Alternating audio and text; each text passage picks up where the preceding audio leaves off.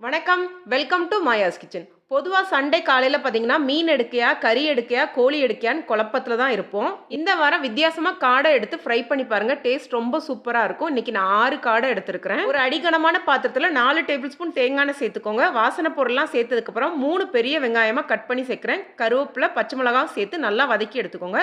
வெங்காயம் பார்த்தீங்கன்னா நல்லா கலர் மாறி இந்த அளவுக்கு வதக்கி எடுத்துக்கோங்க. இதோடவே 2 டீஸ்பூன் இஞ்சி பூண்டு விழுது சேர்த்து, இஞ்சி பூண்டு நல்லா பச்சை வாசனை போகிற அளவுக்கு வதக்கி எடுத்துக்கோங்க. இது நல்லா வதங்கினதுக்கப்புறமா 2 நல்லா பழுத்த தக்காளியாக சேர்த்துக்கோங்க. தக்காளி பார்த்தீங்கன்னா உப்பு சேர்த்து மூடி வச்சு வேக வச்சிங்கன்னா நல்லா சுருண்டு வதங்கி வரும். இந்த கிரேவிக்கு நல்லா சுருண்டு வதங்கும் போது தான் உங்களுக்கு கிரேவி திக்னஸ் நல்லா கிடைக்கும். தக்காளி இந்த அளவுக்கு வதங்கினதுக்கப்புறமா இதில் 1 டேபிள் ஸ்பூன் தனி மிளகாய்த்தூள், 1 டேபிள் ஸ்பூன் தனியாய்த்தூள், 1/2 டீஸ்பூன் மிளகுத்தூள், 1/2 டீஸ்பூன் கரம் மசாலா, கொஞ்சம் மஞ்சள் தூள் சேர்த்து நல்லா வதக்கி எடுத்துக்கோங்க. மசாலாலாம் பார்த்தீங்கன்னா எண்ணெயில் 2-3 நிமிஷத்துக்கு வதங்கி எண்ணெய் பிரிஞ்சதுக்கப்புறமா காடையை சேர்த்துக்கோங்க. காடையை சேர்த்துட்டு பார்த்தீங்கன்னா அப்படியே இதை பெரட்டி விட்டுருங்க.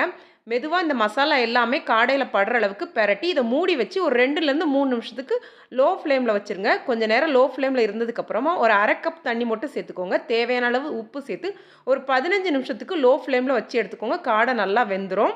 காடை நல்லா வெந்ததுக்கப்புறமா திக்கா 1/2 கப் தேங்காய் பால் சேர்த்துக்கோங்க. இப்போ எந்த அளவுக்கு உங்களுக்கு திக்கா வேணுமோ அந்த அளவுக்கு கிரேவி வந்ததுக்கப்புறமா கொத்தமல்லி தழை சேர்த்துட்டு கேஸ் ஆஃப் பண்ணிடுங்க. சூப்பரான சண்டே ஸ்பெஷல் காடை தயாராகிடுச்சு. ட்ரை பண்ணி பார்த்துட்டு கமெண்ட் பண்ணுங்கள். நன்றி, வணக்கம்.